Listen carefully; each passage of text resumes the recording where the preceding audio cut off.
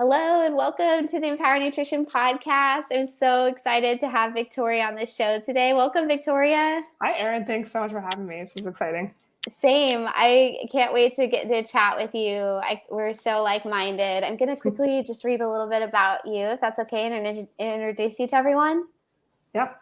All right, let's do it. So Victoria is a functional medicine dietitian and business owner of her private practice, Wonderfully Made Nutrition. She helps people overcome resistant weight loss, PCOS, and chronic gut health issues by addressing underlying root causes through a functional medicine approach. Her personal journey of struggling with binge eating and chronic gut health and inflammation for 14 years, as well as finding recovery through spiritual healing and her own practice of functional medicine, has led her to a compassionate and holistic approach to helping her clients. She believes wholeheartedly that each person has an innate capacity to thrive and that we can reclaim that thriving nature by learning to confidently make connections between what our bodies experience and our food choices, our health behaviors, stressors, and our mindset. She works with clients one-on-one as well as in her online metabolic health group program called the 4 Method. Find her on Instagram at Wonderfully Made RD, and her website is wonderfullymadenutrition.com. So happy to have you, Victoria. Yeah, thanks for having me here. It's exciting. I almost have chills over this because we have so much in common and we've never met. Yeah. So what? But tell me a little bit about, we both have experience where we as dietitians have gone into the functional medicine space. What got you interested in nutrition and then functional nutrition especially? Yeah. I started getting really interested in nutrition in high school, and it was just from a very curiosity mindset of I was always a science brain kind of person. I loved that. And then started cooking a lot more with my mom, right when the Food Network, I think, was coming on the scene. And we were like, oh my gosh, we could watch so many cool shows and learn so much. And she was already a pretty good cook and had cooked a lot. But that was I really, really remember helping out in the kitchen. So I started to love food and being creative with food. And then also I kind of enjoyed wow, how can we prepare food, the food preparation. I thought maybe food science maybe was what I wanted to do. I didn't really understand what that would entail. And then I realized as I went through high school, I really loved nutrition and preventative nutrition type of things. I actually really loved oncology nutrition, not for any personal experience, praise God, but just the fact that wow, we could really change the way the body functions through certain nutrients. And then when I went to college, I was okay, I think I'm going to be a chemistry major though. I was encouraged because I was I actually enjoyed chemistry. One of those, strange people that did. Yeah. But then I quickly realized I really wanted to be able to teach people, and I wanted to really be interacting with people. And I love, speaking and group classes, whatever it might be. So I was okay, well, hold on. I love nutrition and I love talking to people. I actually didn't even know what a dietitian was until I went to college, and I realized that was such a great route for me. And I'm I'm just so grateful that I can be so passionate about my career. I don't think that that's the case for everyone, and that's totally fine. But I don't take that for granted that I absolutely love what I get to do. And then I guess short story is going back though into high school. During those years, I again kind of really innocent interest in nutrition, just out of curiosity, but at the same time, kind of going through some things in my life and feeling looking back, I realized I started to cope with food in kind of ways that were not supportive, and really led to binge eating for many years of my life. It was a strange, road. A lot of times, there's a lot of dietitians who kind of have recovered from eating disorders and then become dietitians. I was it was all happening at the same time. Yeah. And so that was a kind of really difficult part of my life, obviously kind of mentally, emotionally, and spiritually, but then also physically. I do really believe that it kind of set me up for some chronic gut issues, and then the inflammation that you also mentioned in the bio. Yeah, because I think, when you put that much stress on your whole system, particularly though, actually just a mechanical stress on the abdomen, I don't think there's a lot of research out there that kind of talks about binge eating and IBS or other things as much. I think it's becoming more popular to talk about that, but I hands down know that was kind of a huge influence on kind of developing chronic issues and, sleep deprivation in college, things like that. It's just a lot of it all came together, and I started to develop, I got kind of slapped with the diagnosis of IBS, and Yeah. went down that route for a little bit. And then, as it kind of just got worse and worse and worse over time, I'm grateful that another dietitian friend of mine, Caitlin Wilson, shout out to Caitlin, really was interested in kind of a functional approach and started to actually really help me understand that too. And together, like, we just started to learn over the years that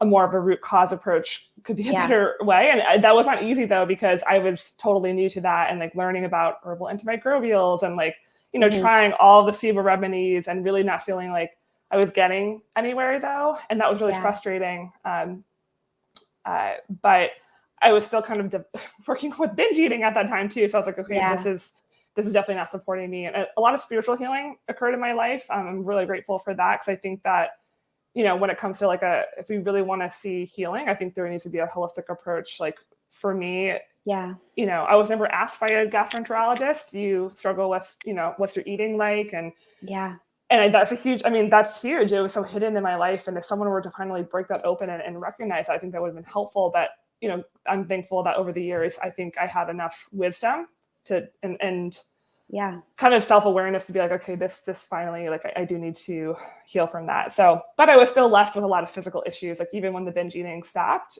I was unfortunately now left with chronic gut issues and inflammation that kind of started to snowball. I always say it was like 24/7 issues, 9 to 10 out of 10 symptoms, kind of like all day long. And it was just, but I was still functioning. I mean, maybe not a 10 out of 10, because I was still functioning. Like I was still showing up to my life, and not a lot of people knew I was dealing with that. So anyway, over the years, developed a real interest in functional medicine. Once you dive into that, it's actually such a big world and so much to learn. So, but over the years, I started to distill an understanding more of gut health and functional approach there, which, I've been my own guinea pig. I kind of have done everything on myself, and I'm grateful that like GI map testing, things like that, like I've been able to do that for myself, and then found a lot of healing because of those modalities and protocols. I've been able to do that now with my clients. But throughout the whole process, I'm looking back, I'm so grateful that I experienced what I experienced, even with binge eating. Like I don't regret anything in my life. It's just, it's the way it all shook out. And I understand that I can't just tell someone to, I think especially when it comes to weight loss, and I think that's why I've been gravitated so much towards weight loss. I haven't had a personal history of, excessive weight gain. I definitely have lost about 15 pounds though since my journey of healing inflammation and gut health. But I realized, like, if we're talking about weight loss, oh my gosh, like we cannot deny the fact that it's not just a physical thing. Like there is a mental, emotional, spiritual component to it as well. And I know that I cannot just give someone a meal plan. For most people, that doesn't typically work in the long run. Like we do need to at least open up a conversation about a little bit more of a fuller approach, and also bringing in a functional approach too. It's not just about the calories. It's also about what we are eating, but it's also about how we're thinking about what we're eating, and all those things will impact our choices. So I think that's kind of why I've loved to go into weight loss. And with that, a lot of women I work with have hormonal imbalances and gut health issues, but usually there's kind of that trifecta going on there with weight loss.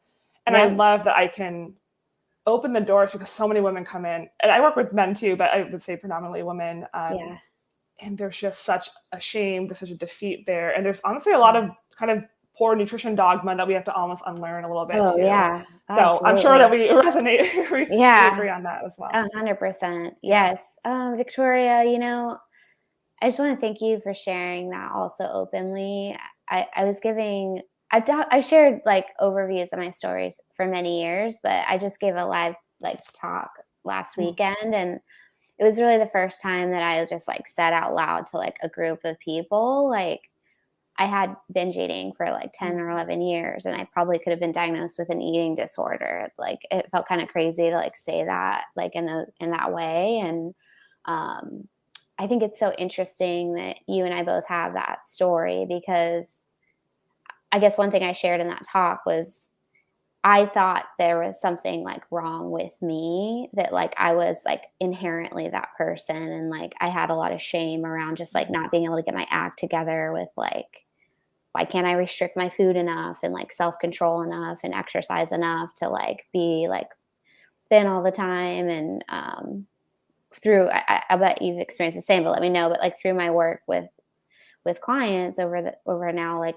probably 10 or 11 years since I like recovered from that, what I've really learned is that I wasn't unusual. Like so many people silently struggle with this. And what fascinates me about that is that I think it's almost like taboo in like the functional medicine, integrative nutrition space to do weight loss. Like I almost like sometimes when I talk about my weight loss approach and my program, I almost feel like all the integrative and functional dietitians I'm connected with might be like judging me like I'm shallow or something like that for not. I mean, I do gut and hormones too, and it's like almost like I think they imagine I should just be focused on gut and hormones and not be like lowering myself almost to help people lose weight. But when you people like you and I have experienced how deeply and profoundly emotionally disturbing this is, and we realize the connections that it has with hormones and with your gut health, and that it is more of like a healing journey than it is like a journey of restriction. It's hard, and how much suffering it causes. It's hard for me to imagine not working in that space to help people be free from it. But it almost looks on its face like you're keeping people in this sort of like diet cage, but you're trying to help them get out of that. How do you feel about that? Yeah, no, I resonate with that a lot. Yeah. I see out there that, I mean, everything in the world is so polarized so often, and it even happens in the best of intentioned people in the, you know, integrative or nutrition space, whatever it might be, whether they're functional or integrative or more of that conventional approach. And for me, I think it's so easy to kind of, if I were to lay out all like the timeline of like weight loss in our culture and like kind of, it's like, yeah, there's been a lot of issues with fad diets in the past. I don't know, the 70s and 80s, maybe our parents' generation. True Like, of now. course, like, yeah, like all like the really like dieting and like that wasn't right. That wasn't the fullness of it. And then now it's like there might be orthorexia or there's, you know, not even full blown. It's just like there's also other things that are so polarized, and people I think are kind of in that call out cancel culture. Like, yeah, I agree though. Like, let's call out diets that have really kind of or certain mentalities that have really shaped people in a negative way, in a mental capacity. But let's also look at like the nuance though, because I think that there's definitely a need for a lot of people to take away the rules. Like, absolutely. Like if they're really stuck in that shame spiral and we say relationship with food, but it's really not a relationship with food. It's a relationship with ourselves, right? I mean, it's a relationship with other people and so many things in our life, but it ends up kind of, you use food as a coping mechanism. There's such a need for healing there. And some people do need to kind of like be less food focused in that sense. But I also see, and I think that you probably, I can see from your programs probably the same way, like there is a physical component too though. And I saw with me that it was like there was a spiritual, mental, emotional issues happening in my life, but it was very quickly becoming a physical issue too. And the two go hand in hand. And that's like when people talk about body, mind, and spirit, it's like, let's not make that just a cliche phrase. Like, let's actually pull that together, because when people are trying, if they do get to a place where they're like, I'm actually at a really high weight and I physically don't feel good, like we cannot discount the way that they're feeling. We have to be able to address that with them.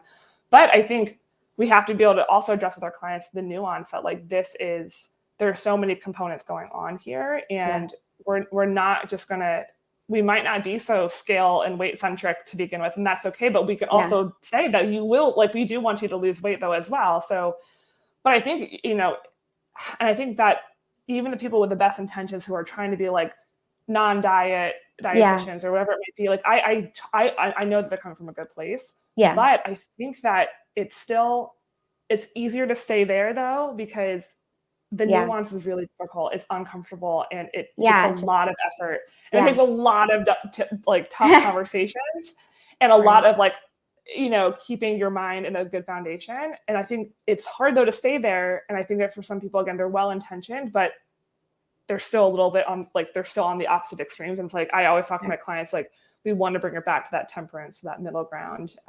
That's so important. Oh, I love it. Okay. So I'm dying with this. And like, you guys, I swear we did not meet or collaborate on this. But if you don't already know, I have a membership that's called Lean for Life. And Lean for Life is basically a program where you learn how to heal your metabolism so that you can naturally like return to your healthy normal weight without fighting your body, and have like appetite regulation return, and normal appetite signaling. And it has 4 pillars. So I have these 4 pillars of healing your metabolism that I teach across this whole Lean for Life. And then Victoria, you have the 4 method. So how fun is that? I'm dying with that. Yeah. I looked a little bit, and one of our 4 things is almost the same, I think, but then the other 3 are different. And I bet our approaches are still very similar. But tell me about the 4 method. What is it? Yeah. Like, let's get into that. Yeah, definitely. And even like, I think the 4 pillars of the 4 methods that I kind of publicize are not, they're more of like the categories, but the actual like method, I'm sure it's actually probably similar for what we do. Yeah. The 4 method really kind of came out of my working with clients over the last few years in private practice, and also before that in other institutions. And then pulling together like my own understanding of weight loss and my own health journey, and just like, okay, we need a better way to understand our health. And I also started to realize that this kind of all or nothing approach that people often talk about, and it is one of the biggest struggles I think people come into when clients, when they come to work with me. Oftentimes their top barriers are lack of consistency and all or nothing, but like they're basically like one and the same. And I was like, okay, how do we actually get around that? Okay, do we do habit change? There's so many different interventions, but I was like, well, there's actually like it's a physical component, a physiological component that is actually disrupting consistency. Yes, we do need to work on the mental, emotional things and the behaviors and the habits like that. There's some specific things we can do, but I realize that so many people, they do need to feel better. Like that is really important. They do need to physically feel better. So I really work on teaching them. That's a huge part. It's like, I want you to fully learn to an extent, like maybe not know all the science behind it, but like I want you to really understand metabolism and how it works, and how it, your metabolism isn't broken if you're gaining weight. It just means that you're changing the way, like it can work in different ways, but it's like, let's program it to do it the other way that we want to help you support like a good healthy weight. So I really want to teach people how to actually support the physical component of their metabolism.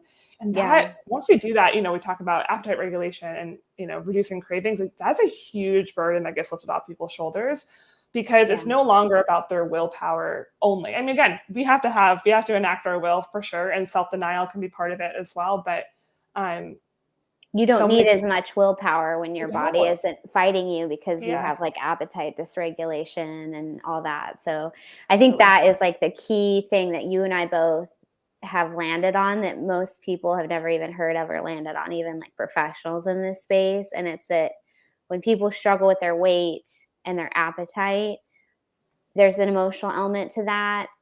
But if you only acknowledge that, you're only working on behavior change. But and please correct me if I'm wrong, but in our opinion, there's also a physical element to this. There's physiology that needs like hacking basically, or adjusting. And when you do that, it allows you to be successful without having to remain in this like overly restrictive kind of like starve yourself down situation that like never lasts or works, and it causes more emotional harm. And we all know how that kind of goes. So, because that's like what the typical diet is, but working on that physical element that is real is like a critical like piece of this, right? Yeah.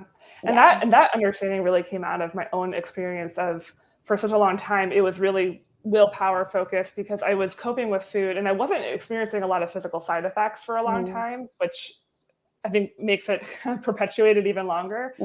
So, but it was really a mental, emotional thing happening in my life. But then eventually I did start experiencing incredible physical issues. And then I was working on this mental, spiritual, emotional, and I really felt like I had a lot of healing. And, that's an ongoing process in my life for sure. But I was still stuck in this physical dysfunction though. And I was like, wait, hold on. I thought I worked on this, but now I'm left with physical dysfunction. I think that's the case for a lot of people.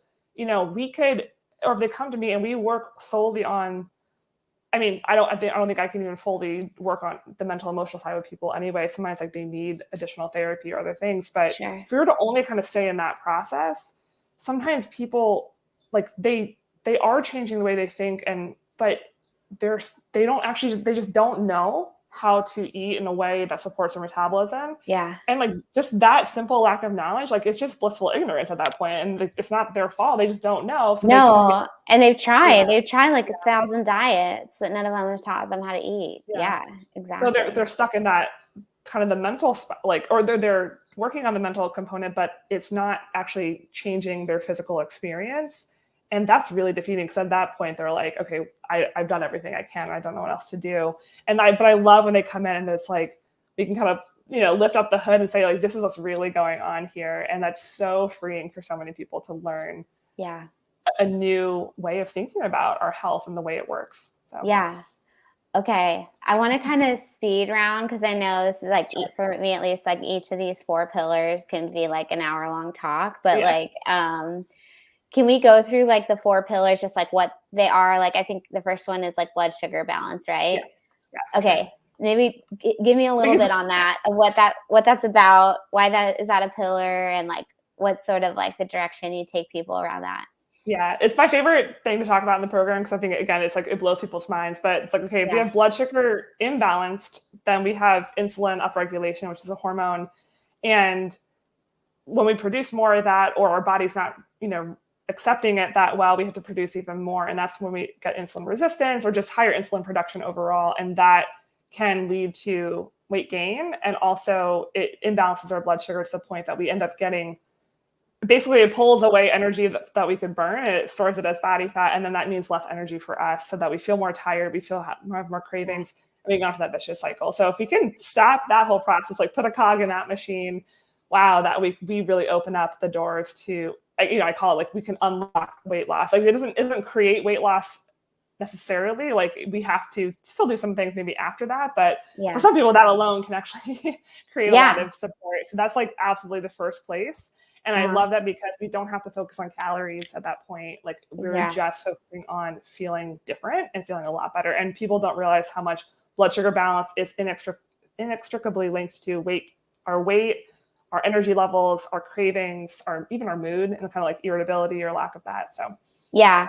And I find that a lot of people are kind of like, what are you talking about? I'm fine. I have normal like labs, fasted blood glucose every year that are under 100. But to me, that is not really a good indicator. And like, I don't know about you, but we do like CGMs in our clinic, and I consistently see people with like even low A1Cs or healthy A1Cs and normal like under 100 blood sugars, who have really high average blood glucose across their day. And a lot of it is like they have overnight highs, and highs like where they have like not necessarily such a peak because they're after their meals, but they're like staying high. So I think a lot of people don't realize that they have this sort of what I call like a subclinical insulin resistance. Like, I'm not saying you're diabetic, but you're insulin resistant enough to where you're having, like you said, so enough insulin to where it's driving an accumulation of weight, because insulin prevents you from being able to access stored fat. So you're just really stuck with only being able to get energy by snacking. Yeah, there's like a really great video by Dr. Lustig. I don't know if you're called, I think it's called Hormones of Obesity. Maybe the way that he delivers it, I don't always love, but it really does visually show like the way that insulin like almost like steals calories that we could use for energy and locks you out immediately. And it's like, there goes half of our meal that's just straight to body fat. I mean, again, it's a simplified way to say it, but we could talk about this all day. Yes, because it's like, no, I'm fine. I don't eat candy. I just eat my oatmeal with a banana every morning for breakfast, and then a granola bar, and then my sandwich, and then my trail mix, and then my dinner with some pasta. Like, I don't eat candy. This can't be a problem for me. Like I don't, even if people don't have a sweet tooth, it's like, well, that pasta is going to turn into sugar. It didn't taste sweet in the mouth when you ate it, but it's sweet in the stomach, or it's sweet in the intestines later. So do you do like how low do you go, or like, is it more carb quality, carb quantity, like ketogenic? Like where do you take people with this? I'm open to a lot of different tools. I think the ketogenic diet is a tool that can work when used well and done in the right scenarios. But my program is not ketogenic, specifically. If people want to kind of, I don't know, they can basically choose how much carbs they want to have. I teach carb quantity to begin with. Like I think I teach quantity and quality together, and it's a lower carbohydrate approach. I would say, again, it's probably anywhere from like 75 to like maybe 150 carbs for some people, but I kind of start to tell people like, this is, if you're at this place in your metabolic health, like you might want to start a little bit lower. But then of course, carb quality is huge, and balancing meals, you know, to support that blood sugar balance is really even more important, I would say, because I also don't want to start off with like the big carb lecture, because so many people also have, you know, they're really hesitant with carbs. They have a, you know, eat this, not that mentality with it, or they've, just not a great relationship with carbs, so to speak. Yeah. Yeah, exactly. We do the same. I have like 3 phases I take them through. And the first phase is that we're going to do like a similar amount of carbs, but only from quality, like low glycemic sources. And then there's like a phase 3 where they have the option of doing like a ketogenic diet once their metabolism is more healthy. I don't like for people to go from like 0 to 60 like that. And then, like you said, the quality of the ketogenic diet and the duration is like only 3 or 4 weeks as sort of like a metabolic reset, but not just this ongoing thing that you're doing indefinitely and then it's like not done correctly. So we start the same. Yeah. Okay. I know we're doing speed round, so I'm going to stick to what I said. But okay, tell me the next one.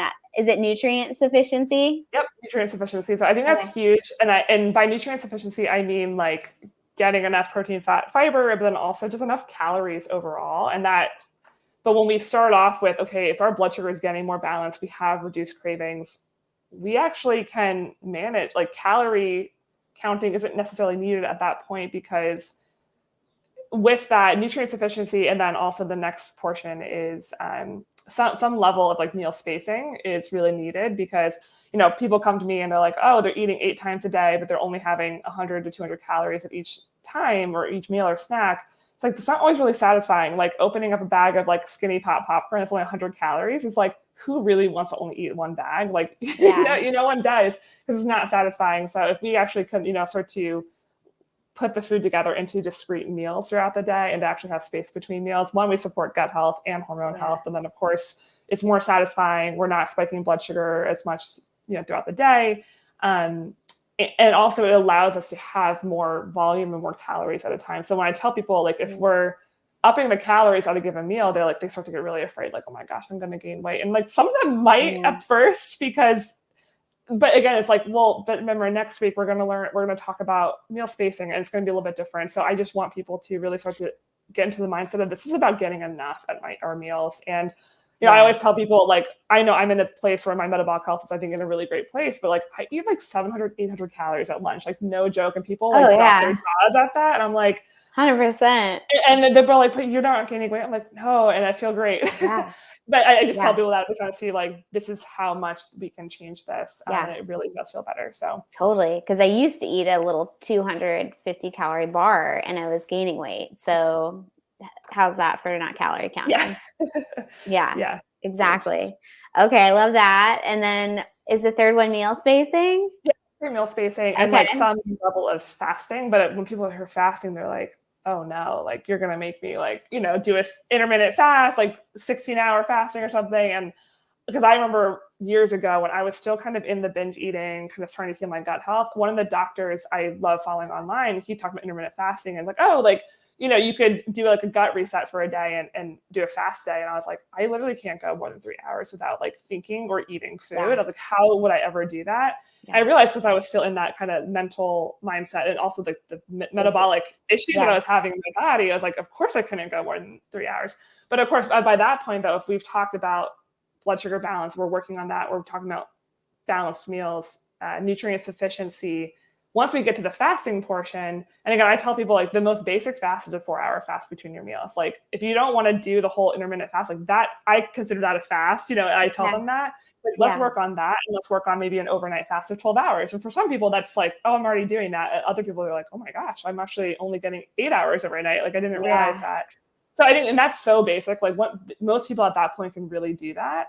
And they just might need to be more intentional about their schedule and stuff. But I think at that point, they've done the work to get there. And I always tell people it's about the right steps, but also in the right order. And if we did fasting first, like people would drop out immediately, because they're like, I can't do this because my blood sugar is not allowing me to fast properly. If you put handcuffs on you, you could fast, but you're not going to be happy doing it. So okay, I'm so curious about the timeline on this, because I want to hear what you do. So what I do is, like, I get them on phase 1 is 4 weeks.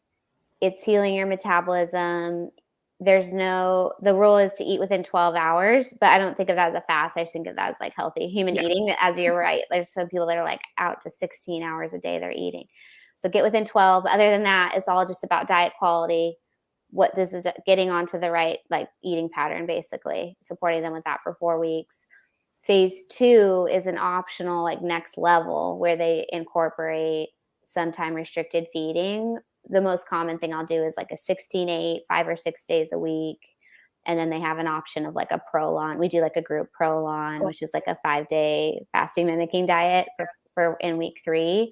But it sounded like you had that flavor of like, you don't want people to just jump into time restricted feeding if they haven't, it's like diet quality, eating the right pattern of food first, get your metabolism more regulated and healthy. And then you can further optimize with time restricted feeding, but don't jump into the whole like culture of like, hey, you can just still eat like your typical like kind of like standard American diet and like just be successful with like eating it and skipping breakfast. Like I think that like oversimplifies the whole thing, but maybe share with me the timeline of like how you play this out with like the incorporating the longer like time restricted feeding. Yeah. I think I maybe need to put some more parameters even on it when I'm teaching people, but it's a little bit looser. I'm kind of teaching them a lot of options and kind of just understanding. So I think for some people, they just need to kind of learn why we're doing this in the first place before we even really like get into the nuance of it. So the first, I would say it's a 2-month program only right now. It's 8 weeks. Yeah. And the first 4 weeks is really like the food foundations, I call it, even though like I know we do need to go beyond food when it comes to our metabolism, but it really is those 4 first pillars of like each week we're kind of going through balancing blood sugar, with balanced protein, fat, fiber in our meals, making sure we're having enough food as well, enough nutrients, but also just enough calories overall, the meal spacing, and then really kind of finishing that up with like a food as medicine approach. Like really, I don't even like to really talk about like no processed foods to begin with. Although it's like some people might say, no, we need to do that first. I'm like, let's do balance first. I think we can get a lot of momentum with that. And then I do want to kind of teach people that like, hey, I do emphasize real whole foods, at least most of the time. Like that is going to really support you. So I think that kind of, for me, that rounds out a lot of like learning about food. And then the next 4 weeks is going to be a lot more of like lifestyle implementation. So we're going to talk about like meal planning and shopping. It's a huge like thing that people always have desired, and kind of how to do that, how to make those choices, what things are we looking for. And then talking about mindset. Like I actually spent a full week or module on that. Something that's really important. And a lot of people in my last round just found that to be so helpful for them. And then we do talk about lifestyle. So like stress, sleep, I guess, but basically those 2 things, and exercise. That's one last one. And that's week 7. Like it's only an 8-week program, so I really don't even bring that in until the end of the program. And then last week is a little bit more of a recap. So again, I could definitely make this a longer program, but it's kind of accelerated, and I really want people to have a new way of thinking about food and the way that they're making choices about their body. And by week 7, they've probably already done some changes with their lifestyle at that point naturally, because we've already talked about meal spacing. So their schedule is probably going to change, in terms of sleep and when they're eating and when they have to meal prep and stuff. So by that point, it kind of seems natural. But I also just, like I said, the people I've worked with in the past, a lot of people are they really need to change the way they're eating and the way they're thinking about that in their schedule. And then lifestyle does play a role, like stress and sleep and exercise. But I find for a lot of people I work with, like, again, that conversation, I don't find it to be that helpful at the beginning, because it can become a crutch at the beginning for a lot of people. So I put it at the end. I love that you brought up that you help with like how to actually implement, like how to shop and how to like fit this into your life, because I have found over the years of doing this that like when you get people who are interested in weight loss and they want to lose weight, they're usually like used to dieting, and it's like they'll come into the program and all the stuff about food of like, what's the timing, what's the carbs, what's the fat, what's the protein, what's the combinations. If I say jump, they jump. Like they'll do whatever I say on the food, no problem. But what really I find to be a struggle for people is like, oh, I have to like, a lot of people, I think with like the way our culture is, people are so short on time, and it's kind of like they've like food preparation and like cooking is kind of like had to kind of shift out of people's like timeline in a lot of cases for the people I work with. And that is almost like the hardest thing, way harder than getting them to do the right eating, is like how are we going to work this into your schedule when your schedule is like, hey, you're an empowered woman who has like a full-time job and a set of kids, and like the kids are in sports and a spouse, and like now all of a sudden like you're supposed to like have time to cook dinner. Like, how does that work? Yeah, exactly. And I find that for like in the first couple of weeks, people have a really good momentum. Like they're really on board with making the changes, and it like they experience physical benefits, right? They're losing weight, they're feeling better. But I have found that like by that 4-week mark, they're like, like now that they're starting to experience a little bit of like a slowdown in terms of like, well, they start to see that their lifestyle, their schedule is, a little bit of a barrier. And that's like right where I'm like, okay, let's talk about that now. Cause I feel like, again, the first few weeks, people are really on board. They somehow make the changes with the food and they love it. But if I don't like kind of wedge in like the meal planning, shopping, like right there, I feel like it kind of starts to fall away at that point. And they feel like this isn't sustainable anymore. Even though I'm like saying this is a really sustainable approach. It's like, well, I think we need to kind of bring in all facets of how to implement this whole strategy. So yeah, that's so good. That's inspired me, because I find the same thing. They get the like initial like, okay, I'm gonna put out and do this and I feel great and it's working, but then it's like, oh, it's not an ingrained like lifestyle, and so it feels like it's hard to keep it going. But we don't want it to be where it's like this crash diet. It's like shifting into the lifestyle like mode of it, and that's cool that you're there for that. Yeah. Okay, tell me about the last one. Is it like self-awareness around your metabolism? Is that how? Yeah, I think that's like kind of a category that we want to understand is we just want to be more attuned with our body, and kind of, even you said it in my bio, like I want people to start making the connections between their physical health and like their behaviors and what they're doing, so that we're not just throwing spaghetti at the wall and just being like, oh, I suck, or like I'm doing really well. It's like I want them to really understand that yes, we have a lot of control over the way we feel, but it's also okay that if we don't do that, at the most optimum way all the time.